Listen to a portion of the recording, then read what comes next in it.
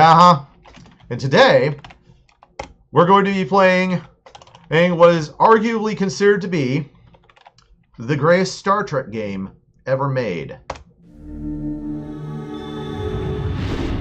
Ah, yes. Soak it all in, people. The final frontier. And yes, we're playing the voice version. Voyages of the Starship Enterprise. There is no alternative. Its mission. There is, To explore sadly, strange new worlds. for those poor people. Not for me. New civilizations. Don't worry, we'll be enabling text. We'll be enabling text so that you can read along as well as hear the dialogue and such. Because we're going to be talking over it a lot. Of course. Unfortunately, yep, Star Trek 25th Anniversary, Enhanced CD-ROM Edition. And yes, for those of you who have played this and are wondering, this is the full version, which means that level is here in its entirety. If you don't know what I'm talking about, I will discuss it when we get to that particular level, because it has actually an interesting little story behind it. But for now... More interesting than the story of Star Trek itself? I think not. Let's dive into this thing. Okay, now you're talking blasphemy, sir. My goodness. There is no blasphemy when you're talking Star Trek, sir. There's Prime Universe, there's Mirror Universe, and everything else is nonsense. Yep, display text until you press enter. I prefer that. That version myself. As you can see, this game is a little bit rough. It kind of looks like that's a middle finger instead of an index finger, like the game's flipping you off. Yeah, it kind of does, unfortunately, just if you look at it in the wrong way. But giving you the bird. Yep. Demon World. Those sound. The Enterprise's primary mission is peaceful exploration. The galaxy holds many surprises. Uh-huh. To be prepared, we are conducting a mock battle with the USS Republic. Yeah, and this is your tutorial, and I hope that you read the manual if you've never played this game before, because otherwise you are going to have no clue what to do in this game. Yeah, one of the fun things about old PC games is a lot of times they require the manual. Yep. The Republic is arming weapons. And by required, I mean if you didn't have the manual, you may have had no idea what you were supposed to do. And by the way, yes, they got the whole crew back for this game. They better have. So yeah. Walter Cohen. Mr. Chekhov, arm weapons. Mr. Sulu, raise shields. And full speed ahead, and now we're ready. And yes, if you have no idea what I just did... You told Sulu to raise shields and check out the ready weapons. And ready weapons, yes. I hope you... But yes, this game throws you directly into it, and I hope to God that you know what you're doing, because otherwise you're going to die very quickly in this very first battle. Oh, photon torpedoes. Yep. Which button is photon torpedoes? It's not button. It's... You right-click to fire photon torpedoes, you left-click to fire phasers. All this stuff actually has... You just crashed into the Republic. Yeah, no, you didn't. There is none of that in this game because, oh my god, that would be insane.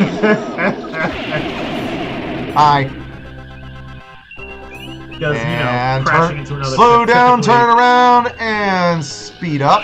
Typically, crashing into other ships is bad for structural integrity. Yes! That's a sign of someone who actually has played this game before. Is that they win?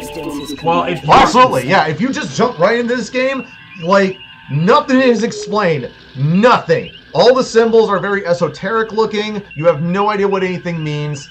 You're basically going to be lost. You might know from the show who people are and therefore might have an idea of what their stations are. But yeah, this game basically says, oh, you didn't read the manual? Well, suck on these torpedoes, asshole! Spock, scan the other ships. And disarming weapons. Message coming in from Starfleet. And that's actually a pattern throughout this game. I'll go ahead and spoil this now, is that every single mission usually starts with a space battle, or if it doesn't immediately start with a space battle, there will be a space battle at the location that you go to. That's pretty much how that is. After that, the quote-unquote actual mission will begin. We got a message from Starfleet. What do they want? Jim, the Enterprise is ordered to travel to Pollux 5. The natives report that alien life forms have been attacking the settlers near a mine at Mount Idle. Yeah, they do that. To report to the High Prelate of the colony. The settlers are members of the Acolytes of the Star sect. Oh. The description of the attackers vary, but all say that the attackers resemble creatures from many Earth religions known as demons. Oh, jeez. Starfleet wants you to determine the nature of these creatures and to resolve the situation without bringing harm to the colonists. Starfleet out. You got a colonist of a religious sect, and they're being attacked by what looks like demons. Yep. Now... Coincidence? Yeah. Now, fortunately, there's no time limit, so I can very briefly explain things for those who might need to know. Uhura is obviously communications. Scotty's over here at the engineering station. He deals with damage repair, and...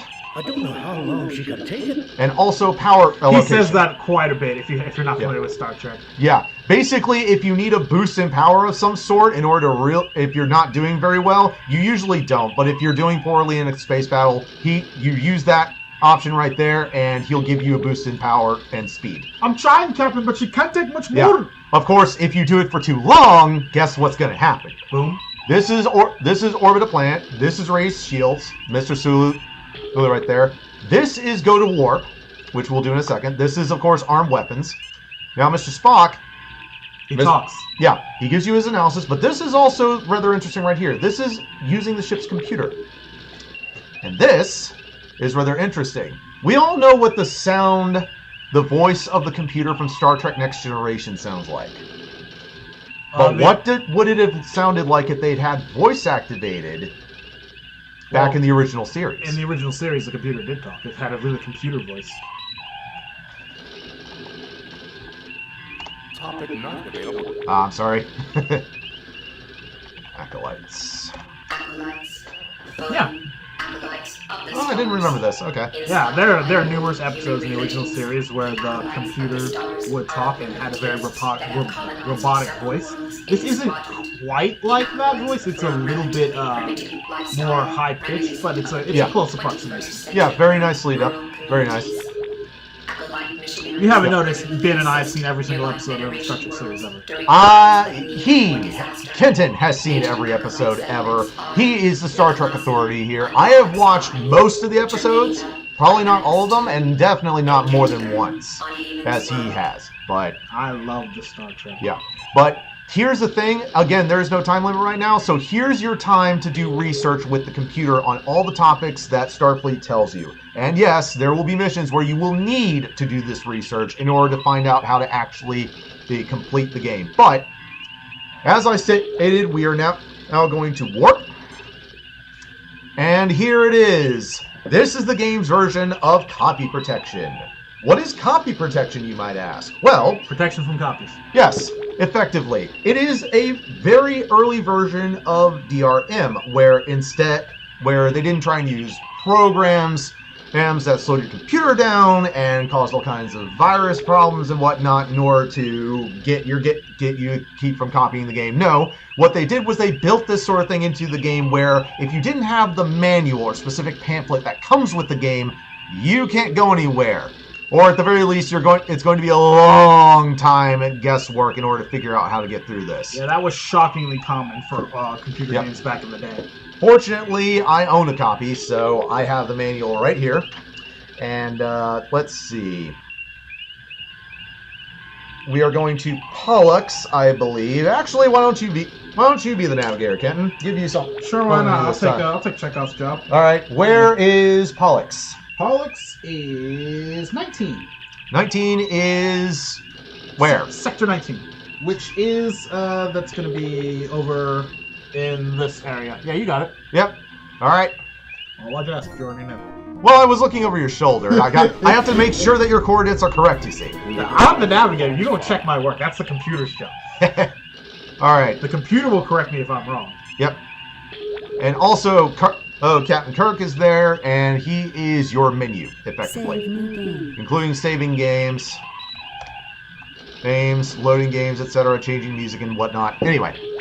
Also, this is your radar, so you can tell where ships are on the thing. They're on the radar. Anyway. So, standard orbit. We're orbiting the planet, yay! Entering standard orbit. And now, of course, we have to hail the planet, let them know that we're here. You just drop in uninvited. You can't do that, Ben. Welcome, Enterprise. What is he wearing? Please beam down and meet with him. Look at that stupid hat. Oh my god! And this is the symbol for teleporting down. Spock, come with me. Mr. Scott, you have the car. I'll be the first to say that I love the aesthetic of Star Trek, regardless of which generation it is. But I gotta say, I'm not down with that guy's hat. Fortunately, that's the only time you ever see it. This is so much better, gentlefolk. We are honored at your presence, and hope you will find peace here in our haven. Yep. They are the terms acolytes are not... It is very interesting. I wonder how useful it may be for medicinal purposes. That voice, Dr. McCoy's voice, that and the sequel, I believe, are the last times that he will reprise his role as Dr. McCoy here. Rest in peace, DeForest Kelly. Indeed. But this is the last time that he would reprise his role as Dr. McCoy before he passed away. So it was before he did that cameo on Next Generation. This was after he did the cameo on Next Generation. Yes, this came out after that. He looked old in that cameo, but that was all makeup. He wasn't actually that old because he was playing a 130-year-old. Yep. But this is actually, those of you who are wondering before why I say this is the greatest this is considered to be the greatest Star Trek game ever made. This is the reason why right here. This is an adventure game, but it is designed in such a way that pretty much it feels like you're actually taking part in an episode of the show. Unlike a lot of games out there where it's just starship battle after starship battle using the aesthetics of Star Trek. That is not a Star Trek game. No, absolutely not. It is the plot. It is the characters. It is the story. The universe of Star Trek. And surprisingly, that is rare. The Star Trek MMO is extremely good, and there are a couple of others out there that are also really good. Final Unity for Star Trek Next Generation, Bridge Commander for after that. It's not quite as good, but it's really good. But this is considered to be the one that does it the best. You familiar with that new VR game they made? Yes, I am. That's more of just a party game from what I understand. Oh yeah, of course, but it's still pretty cool. At your mining facilities at Idle Mountain. So this is rather interesting right here. Instead of just talking to people, it actually gives you the ability to choose from different dialogue options. Dialogue options? Yes. From the I consider it my 90s? divine Sure. duty to assist Yes, you in any but- possible way with the spawn of the devil. I'm lying. That was very common. But this is actually kind of fun. But this is actually kind of fun because you get to hear Kirk, especially, having to recite lines that are completely out of character for him a lot of the time. As you might imagine, it gets a lot more difficult to tell what you're supposed to say as time goes on, and the game does a great job of ramping that difficulty up. But yeah, if he's not admonishing someone else's morality or asking where the ladies are, it's probably not Kirk-esque. well, it's a bit more It's a bit more nuanced than that, but Yes. that's what it boils down to. But here we go. I'm Captain James T. Kirk of the USS Enterprise. I received word that alien life forms are creating There we problems go, at yes. their mining facilities at Idle Mountain. Tell me more. Yes, this is a very sensible sounding option, very Captain-esque. Most High Prelate and Given, I am honored to meet you. I consider it my divine duty to assist you in any possible He way might say that with if the he was spawn trying of the devil. to ingratiate himself. To a Federation citizen? Let me put it These are this way. Federation citizens right here. No, I understand that, but if they were given orders from Starfleet to act in a way that would not be offensive to them, then that is likely the way that That Kirk is would, possible, but because you don't have that prefaced before you land on the planet. yeah.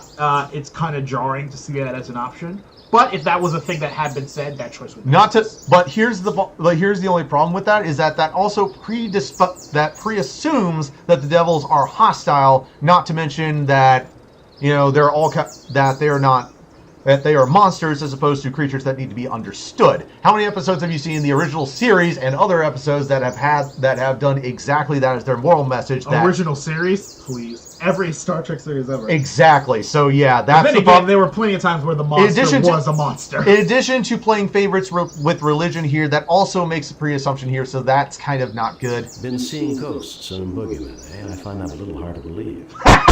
He might say that. Kirk would absolutely say that. The consummate diplomat. Oh yeah. Oh, you think Oh, you're my seeing God. demons, do you? Well, you're a fucking idiot. How does Nah. that make you feel? I'm Captain James. Certainly, Captain Kirk. Aliens per se.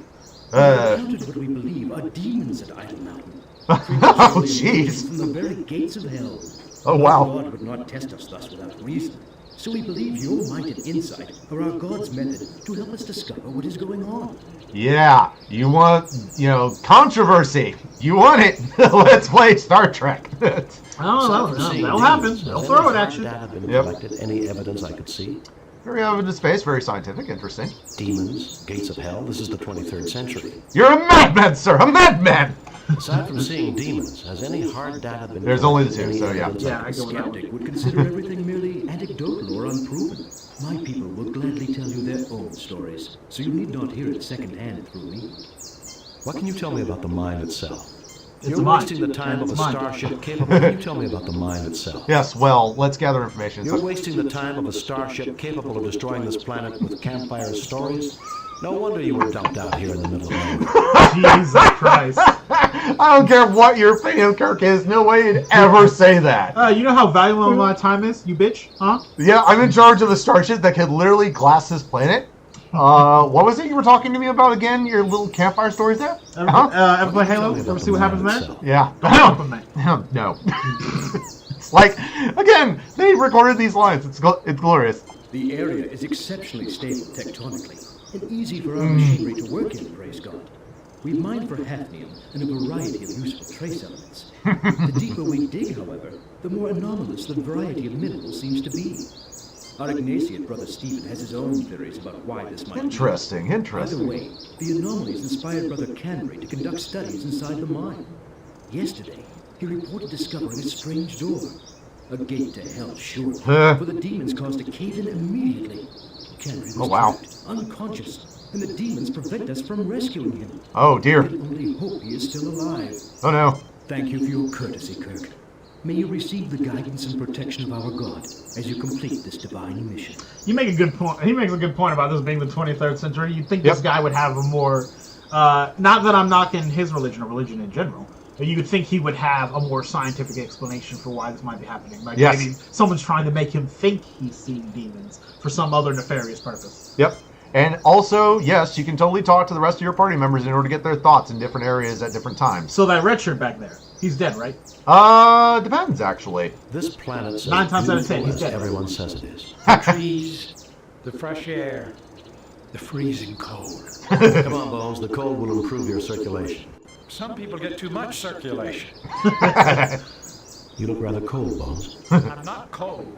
I'm freezing. That damn transporter just had to set me down in the middle of a snowdrift. Woo! A centimeter of snow does not technically constitute a drift, Doctor. Doctors say that patients complain too much. Yes, even the red shirts and the hang-ons will say stuff. Shut up, Everett. Nobody asked you. Captain, You're not a main cook, bro. I don't want to hear it. supernatural creatures are, almost by definition, illogical. Yet it is evident these people believe what they have seen. Barring illness or mass hysteria, I agree that a real problem seems to exist. Yeah, most And I'm likely. sure you find that fascinating.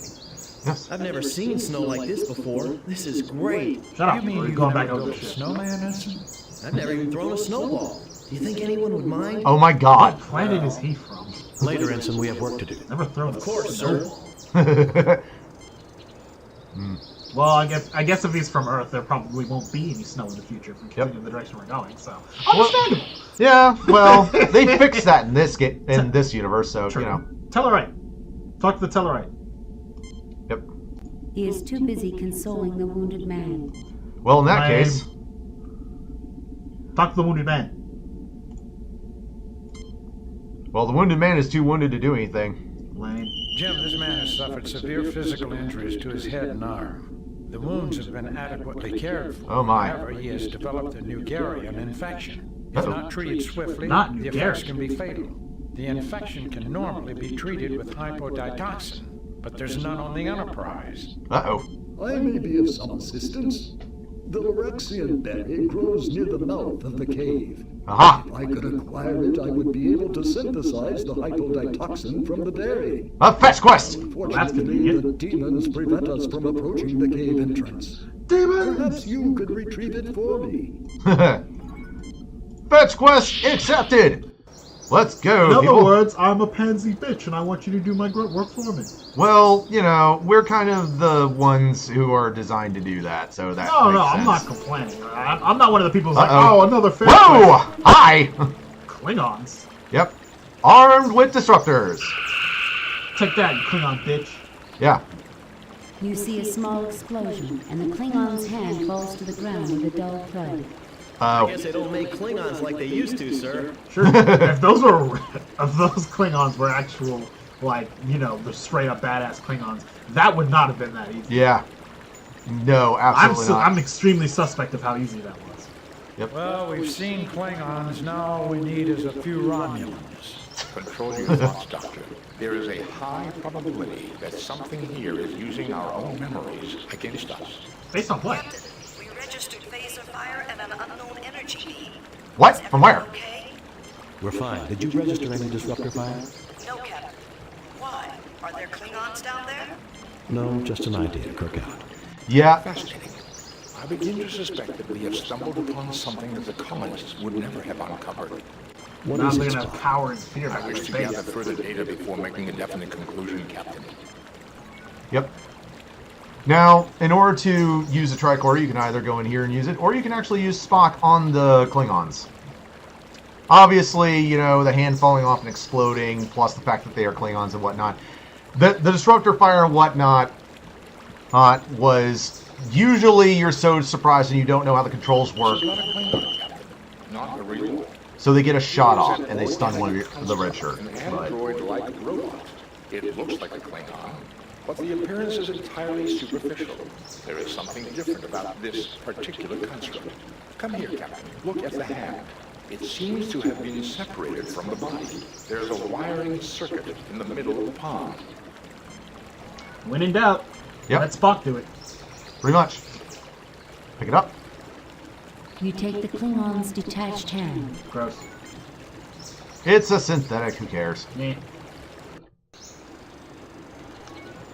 That doesn't look like a gateway to hell. Yep. The answer to this mystery lies ahead. Get the berries, Ben. Yep. These seem to be Loraxian berries, Captain. They have several medicinal uses, but Dr. McCoy would know more. Yep. These are the berries we need, so... Do they have any special medicinal Jim, uses? these are You know what I'm berries we need saying? to synthesize the hypotoxin. We must get these to Brother Stephen quickly. Yep. Grab. Yeah, there is... You have retrieved a sample of berries. Yeah, there is, in fact, a time limit on saving some of the people here. So if you act too slowly, then in fact they will die. Oh, so you can't just go deal with the other thing before bringing the berries back. Exactly, yes. So, Here you go, Stumpy. yep. Good! You have found the berries. Bring them to my lab quickly. And where would that be? Well, I know where, but... And honestly, it's the only other location here, so... Oh, is it? Oh man, we don't know where the lab is. Is it one of Yes. the 2 buildings on the planet? Yep. The sign, for those of you who are curious, says this way to the mine. So... My mind. Mm-hmm. And... That kind of looks like the. And the now Dr. floating- McCoy does what he does. It kind of looks like the floating like android robot, not android, super intelligent robot from Gotta the get this to change. Brother Chubb as quick It's not, as but it looks possible, like it. Jim. Off we go. Hurry, run, run! How hard is this time limit? It's generous. This is the first level after all. But if you dilly-dally and just, like, screw around enough, yeah, eventually he'll die. Gotcha. And such. And Dr. McCoy administers it. Thank you. You're most kind. Brother Chubb. And now we can actually talk to these people and figure things out. Talk to the Talaxian. I mean, not Talaxian. The Tellarite. Tellarite? There you go. Talaxian is from the Delta Quadrant. Excuse me. I went up the mountainside in solitary prayer, seeking to face my fears. Indeed, I found them. A bellowing Krognik demon with sharp teeth and a long snout descended upon me in a rush of wind. Captain, a Krognik demon has a decidedly wolfish appearance. Brother Grisnash, is this not the traditional shape of the evil one and his minions among Tellarites? It is. I believe this may be significant, Captain. Yeah, so in other words, the Tellarite is seeing Tellarite demons, whereas the humans I are headed seeing up the human party demons. that sought to rescue Brother Kandri. Without warning, the demons appeared and attacked us as we approached the mine. Can you tell us what they look like? Like the demons that have plagued devout folk since before our people left the earth. Huge, muscular demons with ruddy skin, truly the manifestation of evil, with bat wings, horns and talons and a pointed tail. God preserve us all. One tore open my arm and I surely would have perished, but for my companions who bore me back down the mountain. The demons didn't follow you? No. It's almost as if they're predicting something. Yes, gee. I mean, this isn't exactly a hard mystery plot. It's classic Star Trek. Usually there'd be a twist that would throw you. It'd be a little, it would be a little stretched out before you start to get clues as to what's going on. Don't worry, it gets more complex and interesting as you go along. This, of course, is the first mission, so. And we can delve deeper into how complex this mission is next time on The Greatest Games Ever Made. Indeed. Bye, everyone. Save new game replace. I know. These are going to be longer just by raw footage, just by.